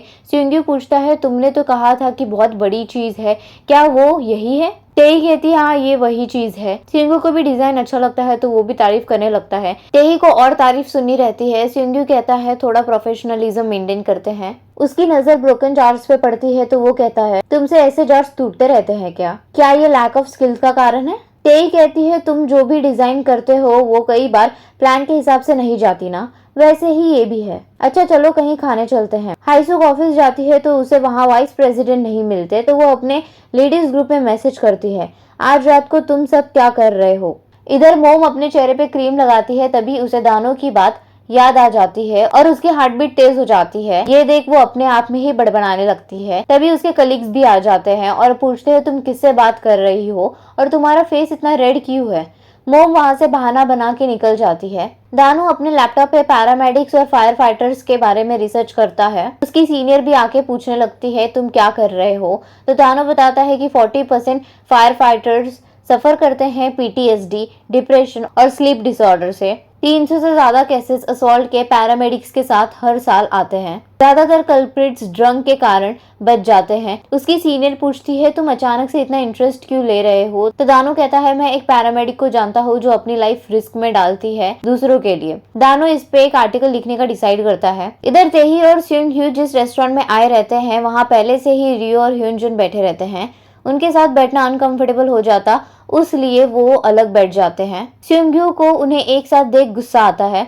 सब खाना स्टार्ट करते हैं। तेही स्योंग्यू से खाने के बारे में पूछती है। स्योंग्यू भी कहता है अच्छा है। तेही कहती है थैंक गॉड तुम्हें पसंद आया, मैंने बहुत एफर्ट्स डाले हैं इस डेट के लिए, काफी टाइम हो गया है हमारे लास्ट डेट को। ये सुन रियो को भी अच्छा नहीं लगता। ह्यूनजुन पूछता है तुम्हारे पास वो लंच बॉक्स क्यों है। रियो कहती है उसमें जापचे है, मैंने हाल ही में कुकिंग क्लास ज्वाइन की है। ह्यूनजुन कहता है तुम ऑलरेडी इतना अच्छा खाना बनाती हो। रियो कहती है मुझे प्रोफेशनली ट्राई करना था। ह्यूनजुन खुश होता है और कहता है फिर तो तुम्हें कुकिंग स्कूल ज्वाइन करना चाहिए कैलिफोर्निया में। ये सुन स्योंग्यू का मूड और भी खराब होने लगता है। रियो कहती है ट्यूशन फीस चीप नहीं होगी और वैसे भी मैंने इतने दूर का सोचा नहीं है। ह्यूनजुन पूछता है क्या मैं वो जापचे ट्राई कर सकता हूँ? सिंगी के चेहरे पे एक्सप्रेशंस आने लगते हैं जो तेही नोटिस कर लेती है। रियू कहती है यहाँ बाहर का खाना अलाउड नहीं है।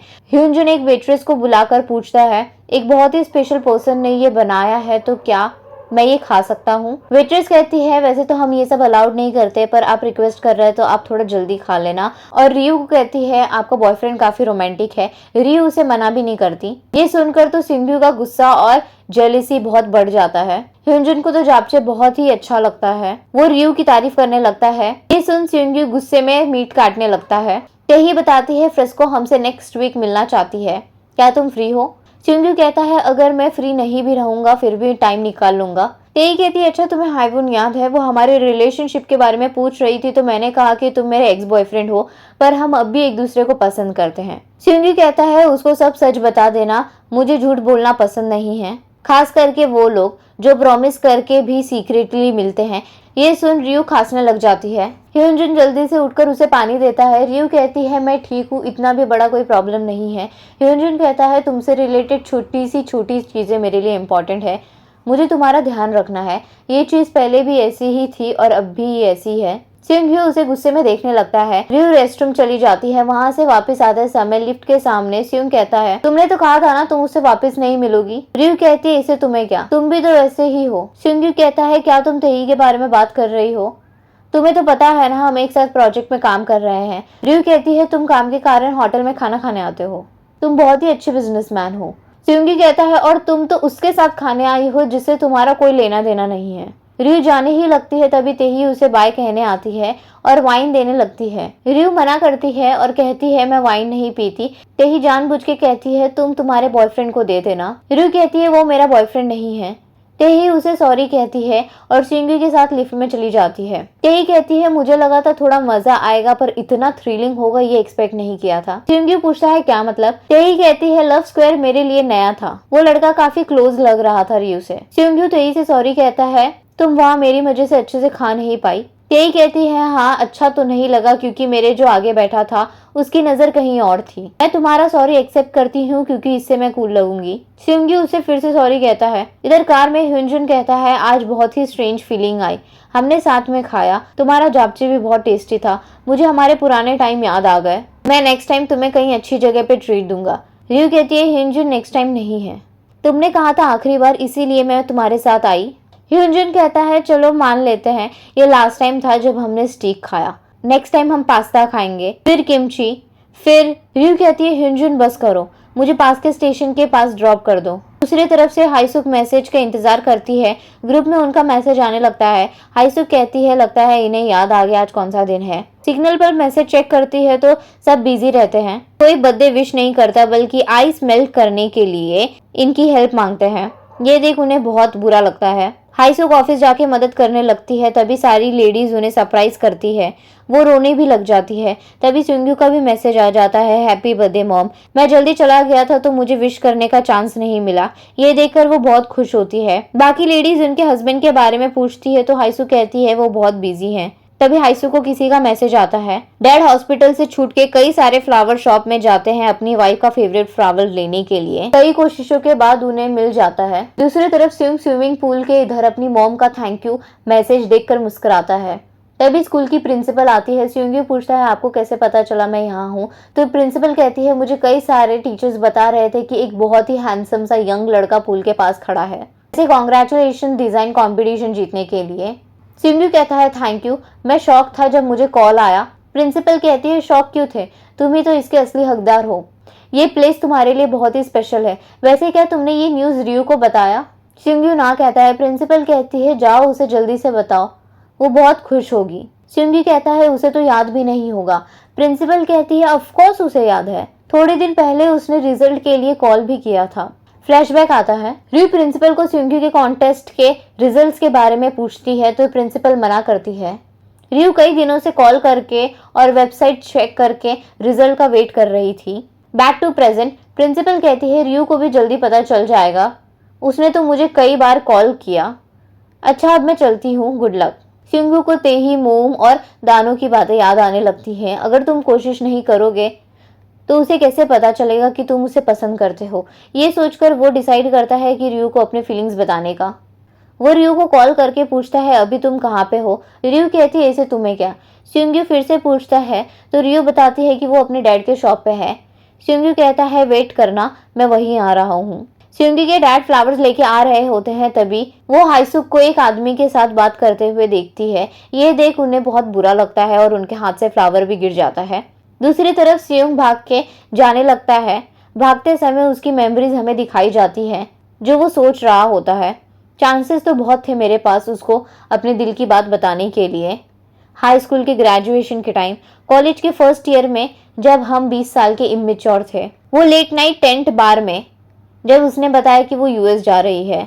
और आज सियोंग्यू शॉप में पहुंच जाता है। रियो कुछ कहने ही जाती है तो सियोंग्यू उसे रोक देता है और कहता है पहले आज मेरी बात सुन लो, मैं इसे और डिले नहीं कर सकता।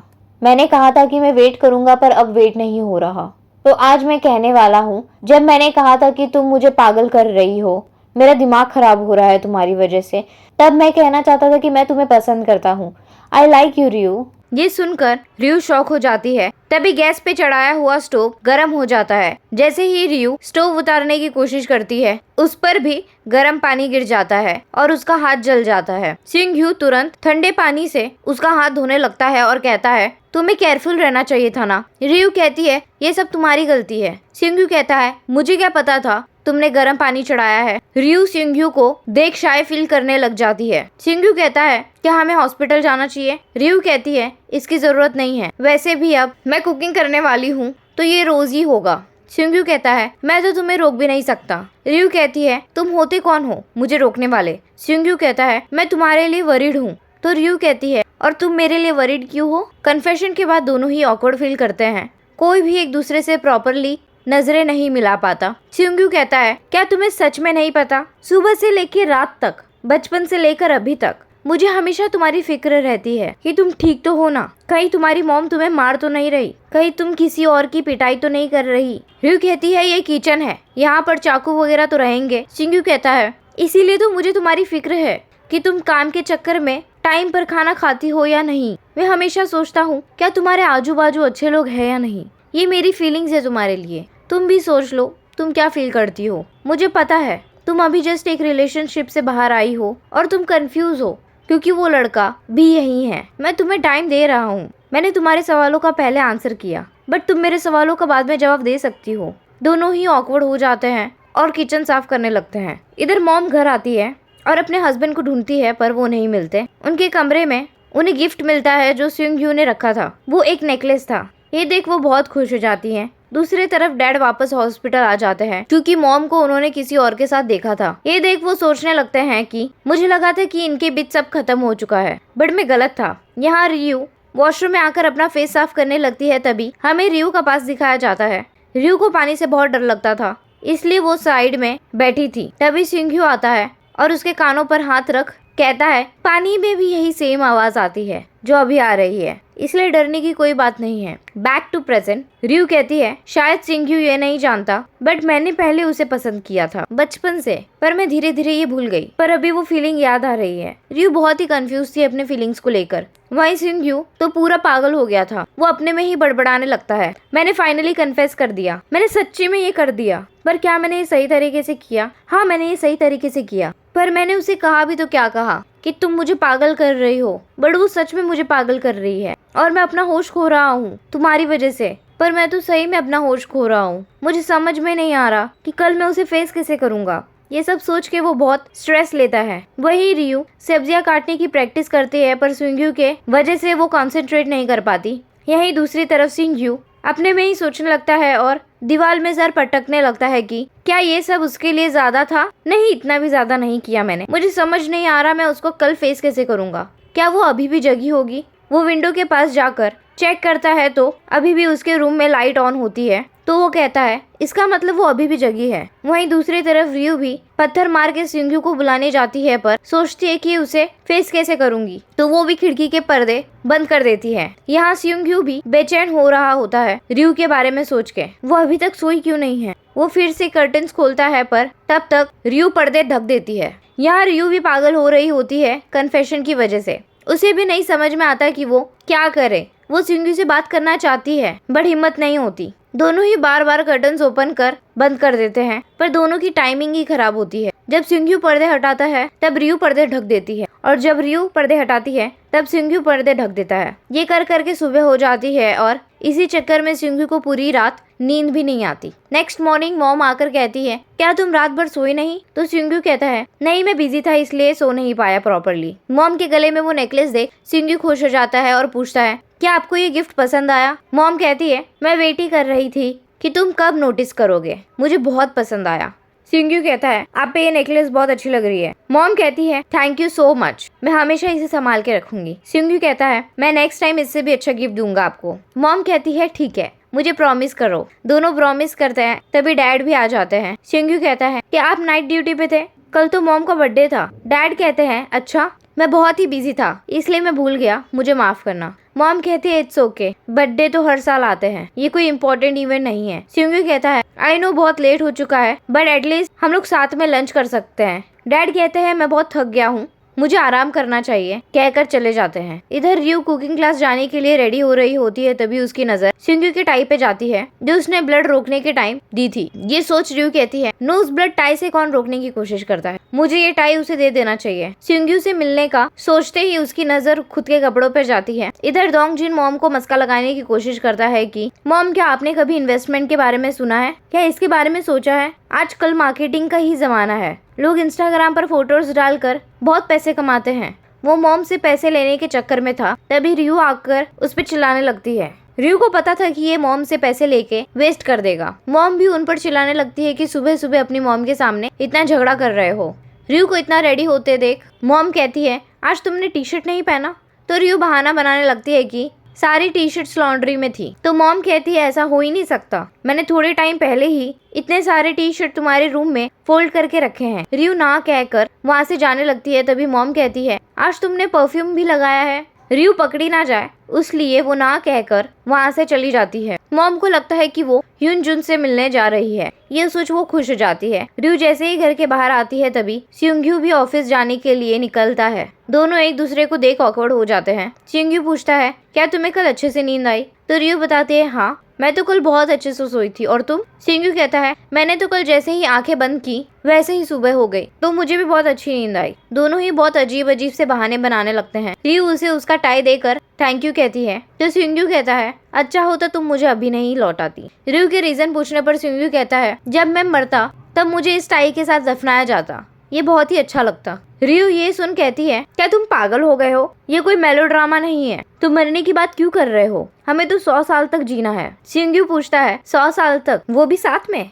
रियू कहती है, नहीं नहीं, मैंने गलत बोल दिया, मेरा मतलब था कि अच्छे से हेल्दी रहकर शादी वगैरह करके अच्छे से रहेंगे। शादी का नाम सुन सिंग्यू हंसने लगता है। रियू एम्बैरेस्ड होके कहती है, पता नहीं मुझे क्या हो गया है, मैं कुछ भी बोले जा रही हूँ, और रही बात मेरे आंसर की, तो क्या मैं तुम्हें बाद में नहीं बता सकती? सिंग्यू कहता है, हाँ बिल्कुल, तुम ध्यान से सोच समझ कर आंसर दे सकती हो। रियू कहती है, सच्ची? इसका मतलब तुम्हारे सवाल का कोई एक्सपायरेशन डेट नहीं है? सिंग्यू कहता है, हमारी लाइफ इतनी छोटी है, तो अगर कोई भी एक्सपायरेशन डेट नहीं रहेगी तो ये थोड़ा अनफेयर हो जाएगा। तभी रियू को एक आइडिया आता है। दोनों कन्वीनियंस स्टोर आते हैं और डिसाइड करते हैं कि कोई भी एक प्रोडक्ट चूज करेंगे और जो भी उसका एक्सपायरेशन डेट होगा उतना टाइम मिलेगा आंसर देने के लिए। वो लोग कैन प्रोडक्ट चेक करने लगते हैं, बट उसकी एक्सपायरेशन 3 साल होती है, तो सिंग्यू मना कर देता है। रियू इंस्टेंट राइस को चेक करने लगती है, पर उनकी भी एक्सपायरेशन 8 महीने और 6 महीने होती है, तो ये देख सिंग्यू उसे भी मना कर देता है। सिंग्यू को तो एकदम कम एक्सपायरेशन डेट वाली प्रोडक्ट चाहिए थी, तो रेफ्रिजरेटेड प्रोडक्ट्स के लिए कहता है। रेफ्रिजरेटेड प्रोडक्ट्स की एक्सपायरेशन बहुत ही कम होती है।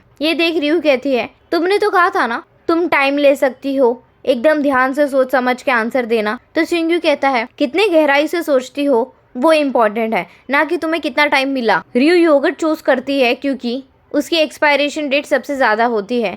तो सिंग्यू कहता है, हमें मिल्क के साथ जाना चाहिए क्योंकि मिल्क की एक्सपायरेशन सबसे कम होती है। रियू कहती है, तुम मिल्क सबसे आखिरी वाले रो से लोगे। सिंग्यू को मिल्क निकालते देख रियू की हार्ट बीट तेज हो जाती है। ये जब उसे रियलाइज होता है तो वो वहाँ से चली जाती है। ये सब के चक्कर में सिंग्यू ने बहुत सारे सामान इधर उधर कर दी थी। वहाँ पर काम करने वाली लड़की आकर उस पर चिल्लाती है, तो सिंग्यू सॉरी कहकर बहुत सारी चीजें खरीद लेता है। सिंग्यू सारे मिल्क शेक ऑफिस ले जाता है, जहाँ लीना एक मिल्क शेक उठाती है, तो सिंग्यू उससे वो ले लेता है और कहता है, ये मेरी है। तो लीना कहती है, पर तुम्हें तो बनाना मिल्क शेक नहीं पसंद।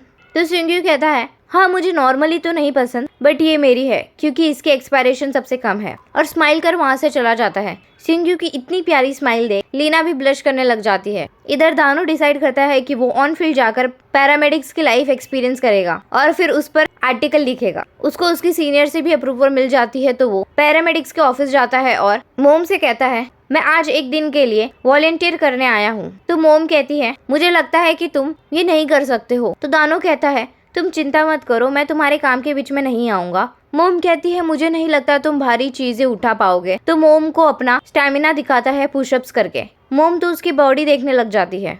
वो तुरंत अपना फेस दूसरी साइड कर कहती है ये मेरे ऊपर नहीं है, मैं तुम्हें ऐसे ही परमिशन नहीं दे सकती हूँ। दानो कहता है तो मुझे किससे परमिशन लेनी पड़ेगी। मोम चीफ का नाम लेती है। दानो चीफ को भी मना लेते हैं और चीफ कहते हैं ये मोम है, ये आपकी हेल्प करेगी। दूसरी तरफ डैड अपना शॉप खोलते हैं। वो सारी चीजें बिखरी हुई देख शॉक हो जाते हैं। फ्रिज में भी उन्हें प्लास्टिक बैग मिलता है। वो जैसे ही उसे देखने जाते हैं वैसे ही डिलीवरी मैन आ जाता है। रियू की मॉम अपने फ्रेंड्स के साथ ड्रामा देख रही होती है। तभी उन्हें ह्यूनजुन का मैसेज आता है क्या हम मिल सकते हैं। तभी उन्हें रियू का पास दिखाया जाता है।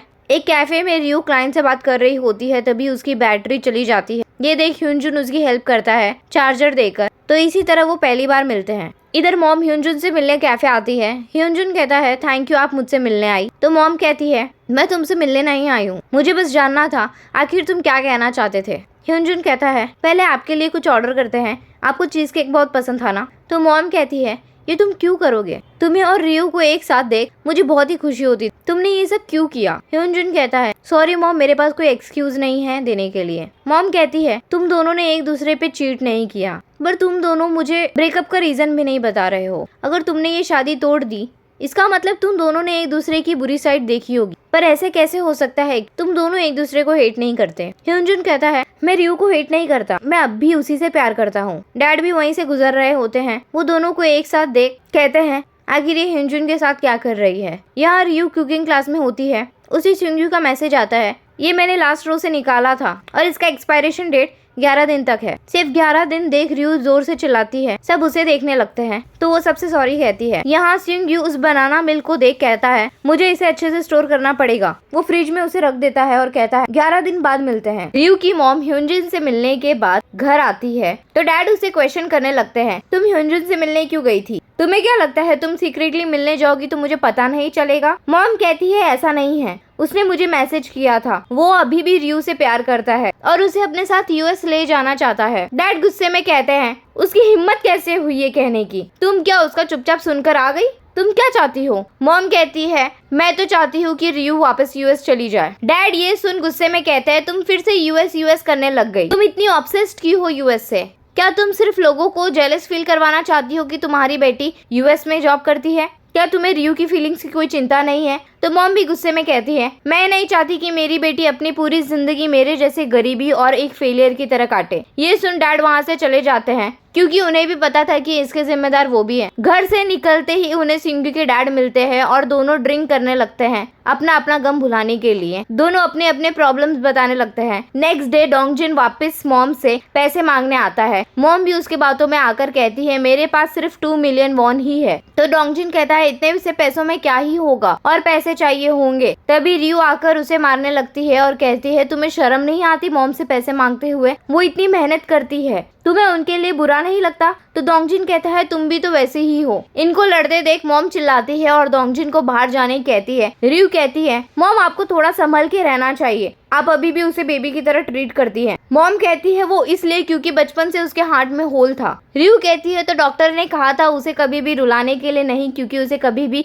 सर्जरी की जरूरत पड़ सकती है। ये मैं 1000 बार सुन चुकी हूँ, पर आज तक सर्जरी की जरूरत नहीं पड़ी। जब होल अपने आप बंद हो गया तब आपको स्ट्रिक्ट हो जाना चाहिए था। मॉम कहती है जब तुम्हारा बच्चा होगा तब तुम्हें समझेगा कि एक बीमार बच्चे को कैसे हैंडल करना पड़ता है। रियू को ये सुन बहुत बुरा लगता है। वो कहती है आप अभी भी उसकी साइड ले रही हो, क्या बीमार होने पर सब अलाउड है, कहकर चली जाती है। यहाँ सिंग्यू तेई से मीटिंग करने आया था। जाने से पहले वो रियू को मैसेज कर याद दिलाता है अभी भी 10 दिन बाकी है, हैव अ ग्रेट डे। सिंग्यू का मैसेज देख रियू स्माइल करने लगती है। ये देख ह्यूनजुन पूछता है इतना स्माइल कर रही हो, कुछ अच्छा हुआ है क्या, कहकर उसे जास्मिन टी देता है और कहता है मैंने मेरी स्ट्रैटेजी चेंज कर ली है, हमारी लास्ट मीटिंग उतनी अच्छी नहीं रही, तो अब मैं स्टार्टिंग से स्टार्ट करना चाहता हूँ, जैसे मैंने हमारी पहली मुलाकात में जास्मिन टी दी थी वैसे। इसे हमें एक फ्लैशबैक दिखाया जाता है जब दोनों की पहली मुलाकात कैफे में होती है। रियू के फोन की बैटरी उतर गई थी और उसे अर्जेंट वर्क रिलेटेड कॉल करना था, तब ह्यूनजुन ने उसे चार्जर दिया था। काम होने के बाद रियू उसे थैंक यू कहती है और कॉफी पिलाने का ऑफर करती है,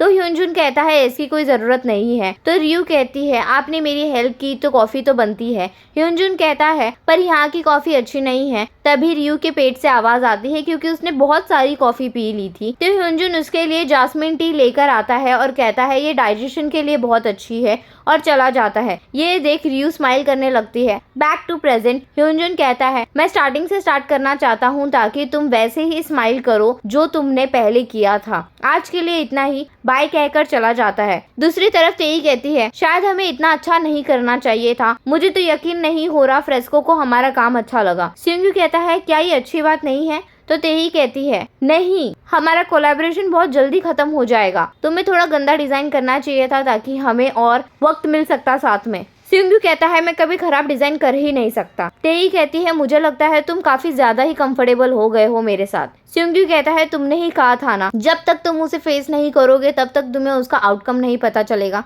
तो मैंने भी रियू को अपनी फीलिंग्स कन्फेस कर दी। दोनों पार्क में बैठकर बातें करने लगते हैं। तेई रियू का जवाब पूछती है तो सिंगू कहता है उसने अभी तक जवाब नहीं दिया है। तो तेई विश करती है कि वो कभी ना दे। वो कहती है इसलिए एक लड़का और एक लड़की कभी दोस्त नहीं रह सकते। तो सिंगू कहता है मैं रियू का दोस्त इसलिए नहीं रह सकता क्योंकि वो एक लड़की है, मैं उसका दोस्त इसलिए नहीं रहना चाहता क्योंकि वो रियू है, मुझे उसका दोस्त बनकर नहीं रहना। तेई कहती है मुझे गुस्सा आ रहा है बट मैं अग्री भी करती हूँ, तुमने मुझे कभी धोखा नहीं दिया, मैं ही पागल थी जो मैंने तुम्हें छोड़ दिया। एक्चुअली मैं बहुत इमोशनल थी और एक तुम ही थे जिसने मेरी लाइफ में खुशियाँ लाई थी, शायद इसीलिए मैं तुम्हें कभी भूल नहीं पाई। तो क्या इसका मतलब तुमने मुझे डम किया? नहीं, पर तुम भी तो डम हो सकते हो। वो रेस्टोरेंट वाला लड़का, वो और रियू काफी क्लोज लग रहे थे, वो काफी हैंडसम है, काफी मैच्योर भी है। सिंगू कहता है तुम्हारी आंखें ठीक तो है? तो तेई कहती है क्या तुम्हें डर लग रहा है कि तुम्हें रियू रिजेक्ट कर देगी? तो सिंगू कहता है ऐसा बिल्कुल नहीं है। तेई कहती है अगर रियू ने तुम्हें मना कर दिया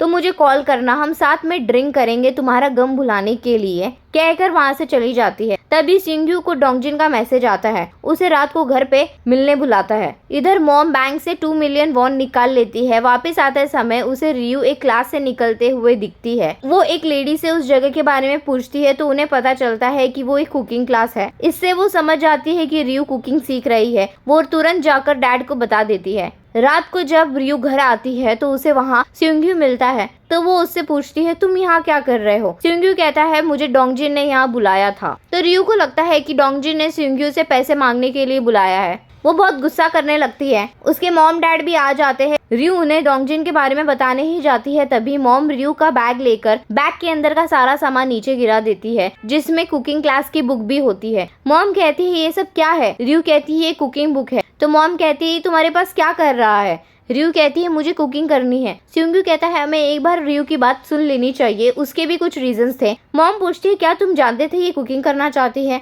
इसने कुकिंग क्लास ज्वाइन किया है। सिंगू हाँ में गर्दन हिला देता है और मॉम से सॉरी कहता है। तो रियू कहती है इसमें सिंगू की कोई गलती नहीं है, ये मेरा बिजनेस है, ये मेरा सपना है। मॉम चिल्लाने ही जाती है, तभी डैड कहते हैं तो इसलिए तुम मेरे शॉप पर इतने टाइम से आ रही थी ताकि तुम प्रैक्टिस कर सको? रियू कहती है आई एम सॉरी, मेरे पास और कोई जगह नहीं थी प्रैक्टिस करने के लिए, मैं आप दोनों को बताने ही वाली थी जैसे ही मेरा सर्टिफिकेशन हो जाता। डैड कहते हैं रियू क्या तुम सच में इस तरीके का काम करना चाहती हो? रियू कहती है हाँ, मैंने बहुत मुश्किल से मेरा सपना ढूंढा है। डैड कहते हैं तो तुम्हारे पुराने काम का क्या? इतनी जो पढ़ाई की, तुम्हारे एक्सपीरियंस का क्या? रियू कहती है वो जॉब मेरे लिए भी वैल्यूएबल एक्सपीरियंस था, वो टाइम मेरे लिए भी प्रीशियस था, पर अब मुझे कुकिंग करनी है। डैड गुस्से में कहते हैं हमने इतने टाइम से एक स्मार्ट फूल को पाला है, तुम तो तुम्हारे जॉब पर 10 साल नहीं टिक पाई और तुम्हें लगता है तुम इस तरीके का काम कर पाओगी। तभी डोंगजिन आ जाता है और सिचुएशन को देख कहता है सबका मूड इतना खराब क्यों है? जरूर रियू ने कुछ किया है। ये सुन रियू को और भी गुस्सा आता है और वो कहती है मॉम डैड क्या आपको नहीं लगता आप हमेशा से मेरे पे बहुत ही हार्ड रहे हैं,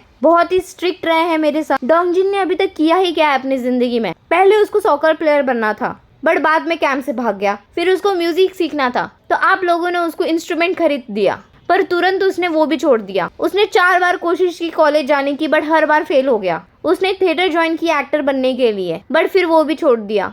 डोंगजिन कहता है तुम मेरे पास्ट को क्यों ला रही हो यहाँ। रियू गुस्से से कहती है क्या आप लोग को पता है मैंने इतना हार्डवर्क क्यों किया। डोंगजिन के वजह से आप लोग ऑलरेडी बहुत सफर कर रहे थे तो मैं आप लोग को और परेशान नहीं करना चाहती थी, पर अब वो क्या कर रहा है, अब तो उसके पास एक और नया आइडिया है और वो आपको फोर्स कर रहा है मॉम पैसे देने के लिए। डोंगजिन उससे लड़ने जाता है तो सुंग्यू उसे रोक देता है। रियू कहती है आप लोग हमेशा उसको नजरअंदाज कर देते हो पर मुझे छोटी सी भी मिस्टेक करना अलाउड नहीं है। ऐसा क्यों, मैं क्यों अपने मन का कुछ नहीं कर सकती अपने लाइफ में।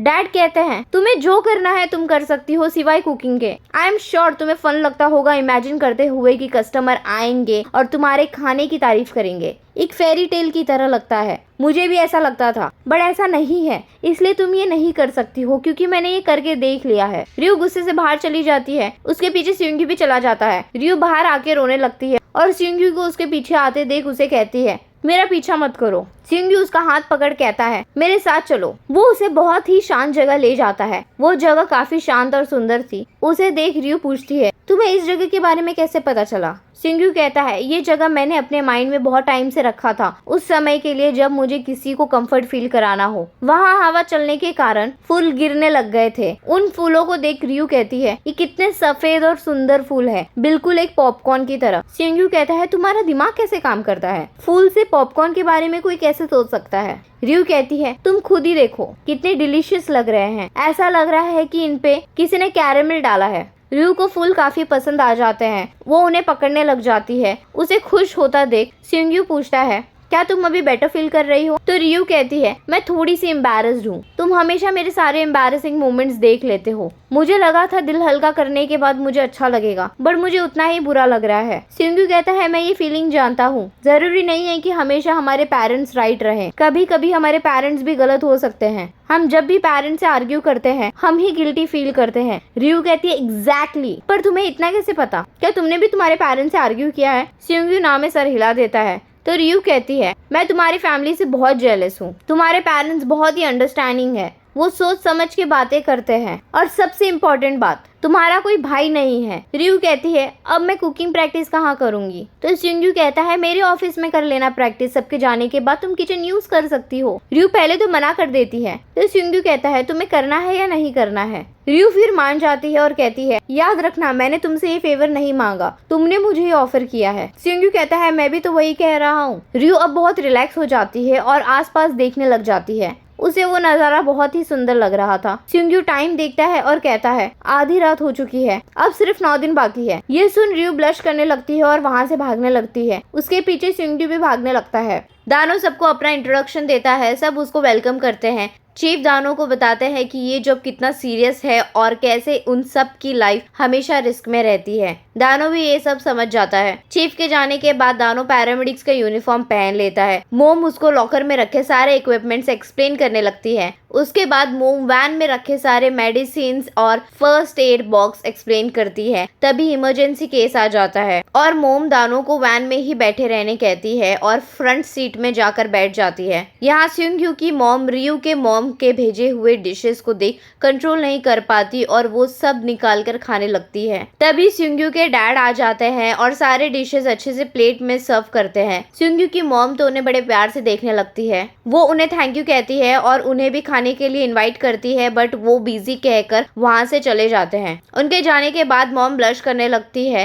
तभी उन्हें डैड का मैसेज आता है। वो कहते हैं सुंग्यू अब बड़ा हो चुका है और अब सही समय आ चुका है कि हम वो डिसीजन के बारे में सोचें। डैड का मैसेज देख मॉम की स्माइल गायब हो जाती है, शायद वो डिवोर्स के बारे में बात कर रहे थे। इधर मोम और उसकी टीम इमरजेंसी लोकेशन पर पहुंच जाती है जहां एक आदमी पेड़ से नीचे गिर गया था और उसके पीठ पर चोट लगने के कारण बहुत दर्द हो रहा था, वो हिल भी नहीं पा रहा था। पेड़ से गिरने के कारण मधुमक्खी का छट्टा भी टूट गया और हर जगह मधुमक्खी घूम रही थी। दानो स्ट्रेचर लेके आ जाता है। मोम उस आदमी को हॉस्पिटल ले जाती है। दानो कहता है अच्छा है वो आदमी की कंडीशन ज्यादा सीरियस नहीं है। तो मोम कहती है हाँ वो तो है बट ये तुम्हारे फेस को क्या हुआ है, तुम्हें शायद मधुमक्खियों ने काट लिया है। तो दानो कहता है मैं बिल्कुल ठीक हूँ, मुझे जरा सा भी दर्द नहीं हो रहा है। तो मोम कहती है अगर ऐसा सिचुएशन आए तो तुम्हें भाग जाना चाहिए। दानो कहता है मैं कैसे भाग सकता हूँ, आखिरकार हम एक टीम है। मोम कहती है जाओ और पहले अपना ट्रीटमेंट ले लो। तो दानो कहता है नहीं, मुझे पूरे दिन आप सबके साथ काम करना है। तो मोम कहती है तुम इस हालत में कैसे करोगे? दानो कहता है मोम, तुम्हारे चेहरे को छोड़कर तुम्हारे हाथों पर मधुमक्खियों ने काट लिया है, तुम्हें भी ट्रीटमेंट ले लेनी चाहिए। तो मोम कहती है क्या तुमने मुझे नाम से बुलाया? तो दानो कहता है सॉरी, मैं आज आपको कैप्टन बुलाऊंगा। मोम कुछ कहने ही जाती है, तभी एक और इमरजेंसी केस आ जाता है। मोम दानो को चलने के लिए कहती है तो दानो भी यस कैप्टन कहकर उसके साथ चला जाता है। दूसरा केस भी सिमिलर ही था, जहाँ एक आदमी गिर जाता है और उसे भी कमर में बहुत दर्द होता है। तीसरा केस एक हार्ट पेशेंट का होता है। मोम डॉक्टर से बात कर उसका ट्रीटमेंट करने लग जाती है।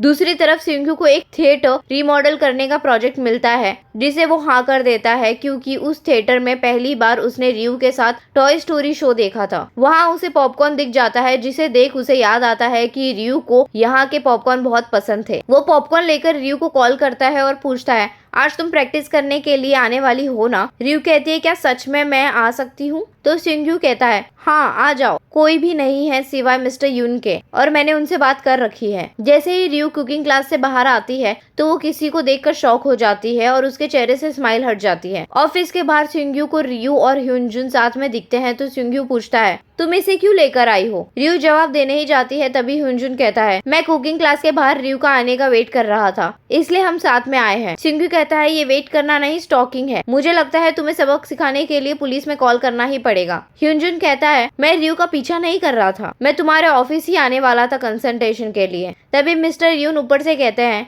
अरे वाह, तुम दोनों ने एक नया क्लाइंट ला दिया। सिंघू सिचुएशन को देख शॉक हो जाता है। सब अंदर चले जाते हैं। रियू कुकिंग करना स्टार्ट करती है और सोचने लगती है आखिर ह्यूनजुन यहाँ क्या कर रहा है। इधर ऑफिस में तीनों बैठे रहते हैं। मिस्टर रियोन ह्यूनजुन से बात करते हैं। ह्यूनजुन बताता है कि उसे एक घर बनाना है उसके पेरेंट्स के लिए, क्योंकि उसके पेरेंट्स अब रिटायर हो चुके हैं। मिस्टर रियोन तो बहुत ही एक्साइटेड हो जाते हैं, बट सिंघू बिल्कुल भी एक्साइटेड नहीं रहता। मिस्टर रियोन ह्यूनजुन से डिटेल्स पूछने लगते हैं, तभी उन्हें घर से कॉल आता है। उनकी वाइफ कहती है कि उनकी बेटी ने गलती से कॉकरोच निगल लिया है, तो वो सारी जिम्मेदारी सिंघू को देख के वहाँ से चले जाते हैं। सिंघू कहता है घर बनाना तो एक बहाना है ना? ह्यूनजुन कहता है नहीं, मुझे सच में अपने पेरेंट्स के लिए घर बनाना है। तो सिंघू कहता है मैं तुम्हारा ये प्रोजेक्ट नहीं ले सकता। ह्यूनजुन कहता है ये तो बहुत बुरी बात है, मैंने तो रियू से बहुत सुना था कि तुम बहुत ही स्किल्ड आर्किटेक्ट हो। सिंघू कहता है तुम रियू का नाम अपने मुंह से मत लो और यहाँ पे आने की जरूरत नहीं है, तुम दोनों के बीच सब खत्म हो चुका है। ह्यूनजुन कहता है नहीं, बिल्कुल भी नहीं, हमारे बीच कुछ भी खत्म नहीं हुआ है, हम इतने इजीली ब्रेकअप नहीं कर सकते। सिंघू कहता है ऐसा तुम्हें लगता है?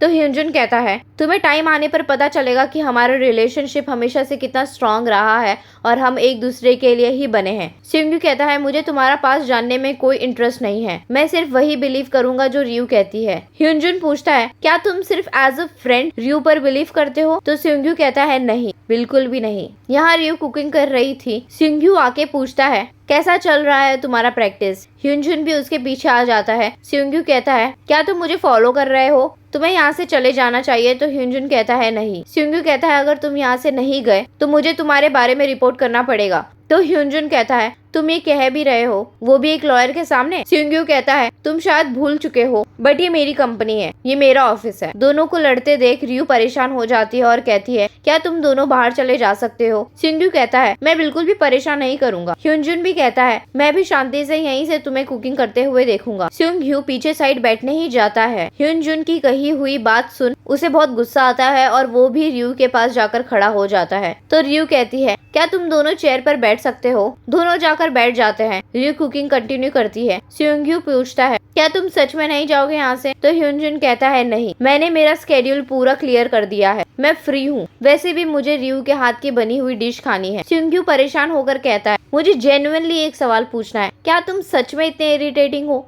क्या यही तुम्हारी पर्सनालिटी है? तो ह्यूनजुन कहती है हाँ, मैं हमेशा से ही ऐसा ही हूँ और यही बात तो रियू को बहुत पसंद आती है मेरी। ये सुन सिंघू गुस्से में कहता है और कितना वेट करना पड़ेगा, मुझे भूख लग रही है। रियू कहती है मुझे थोड़ा सा टाइम और लगेगा। तो ह्यूनजुन तुरंत कहता है तुम आराम से करो, हमें कोई घाई नहीं है। ये सुन सिंघू भी रियू को इम्प्रेस करने के लिए तुरंत कहता है हाँ तुम आराम से कर सकती हो। ह्यूनजुन कहता है बहुत ही अच्छी कैरेमल की स्मेल आ रही है। तो रियू कहती है हाँ, ये मैंने तो नहीं बनाया बट मुझे भी स्मेल आ रही है। तभी सिंघू को पॉपकॉर्न की याद आती है जो उसने रियू के लिए लाई थी। सिंघू कहता है मैंने तुम्हारे लिए पॉपकॉर्न लाया था बट थोड़ी नरम हो चुकी है। रियू कहती है कोई बात नहीं, मुझे ये बहुत पसंद है। वो खाने ही जाती है, तभी उसके हाथ से ह्यूनजुन पॉपकॉर्न का पैकेट ले लेता है और कहता है ये तुम्हारे लिए हेल्दी नहीं है, तुम नहीं खा सकती हो। सुंग्यू ह्युनजुन से लड़ने लग जाता है, तभी रियू तुरंत पॉपकॉर्न लेकर खाती है और उसे वो पॉपकॉर्न बहुत ही अच्छा लगता है क्योंकि उसने काफी टाइम से पॉपकॉर्न नहीं खाया था। उसे खाते हुए देख सुंग्यू स्माइल करने लग जाता है और कहता है, तुम्हें याद है जब हम पहली बार टॉय स्टोरी देखने गए थे?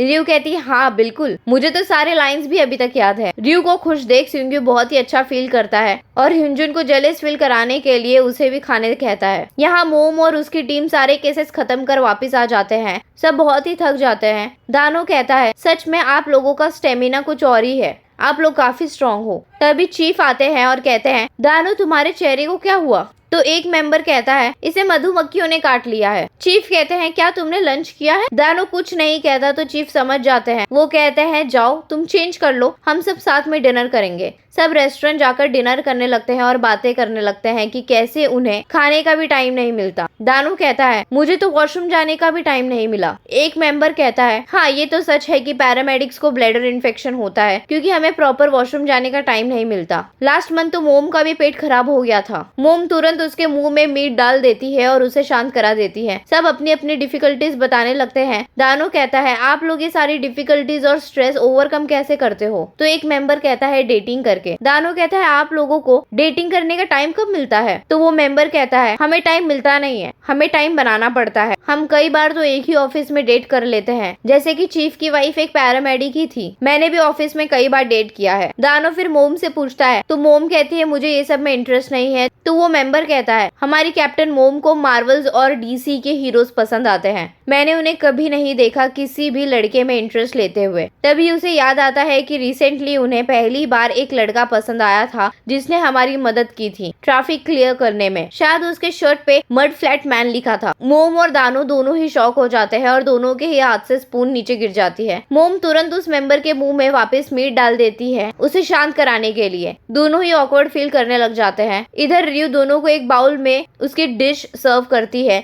तो सुंग्यू कहता है, क्या तुम सच में इसे भी खिलाने वाली हो? तो रियू कहती है, जितने ज्यादा खाने वाले रहेंगे मुझे उतना फीडबैक मिलेगा। ह्युनजुन कहता है, मैं तुम्हें बहुत ही स्ट्रिक्ट फीडबैक दूंगा ताकि तुम्हें ये ग्रो करने में मदद करे। तो सुंग्यू कहता है, अब तुम्हारा बहुत ज्यादा हो रहा है। ह्युनजुन कहता है, हमारा रिलेशनशिप बहुत ही अंडरस्टैंडिंग वाला है, हम दोनों एक दूसरे को ग्रो करने में मदद करते हैं। रियू को ऑलरेडी सुबह से अच्छा फील नहीं हो रहा था। इन दोनों को लड़ते हुए देख रियू कहती है, ठीक है कोई जरूरत नहीं है खाने के लिए। तो डर के मारे दोनों तुरंत खाने लगते हैं और दोनों को ही बहुत पसंद आता है। तभी रियू के पेट में बहुत जोरों से दर्द होने लगता है। सुंग्यू पूछता है, क्या हुआ, तुम ठीक तो हो? तो रियू कहती है, पेट में दर्द हो रहा है। सुंग्यू हॉस्पिटल ले जाने लगता है। तभी ह्युनजुन को कुछ समझ आ जाता है और वो उसे हॉस्पिटल ले जाने लगता है। रियू सुंग्यू से अपना हाथ छुड़वा देती है और ह्युनजुन से कहती है, मुझे हॉस्पिटल ले चलो। सुंग्यू को ये देख बहुत ही हर्ट फील होता है। यहाँ हॉस्पिटल में स्ट्रेचर पर रियू को लेकर आते हैं। डॉक्टर उससे सिम्टम्स के बारे में पूछते हैं। तो रियू कहती है, 3 साल पहले यूएस में उसकी सर्जरी हुई थी। उसे स्टमक कैंसर हुआ था स्टेज 2, जिसके कारण उसका 70% स्टमक निकाल लिया गया था। उसके बाद उसने केमोथेरेपी भी ली थी। या सुंग्यू चेयर पर बैठे बैठे रियू के बारे में सोचता है। उसे बहुत ही बुरा लगता है, बहुत ही हर्ट फील होता है कि रियू ने ह्युनजुन को चुना ना कि उसको।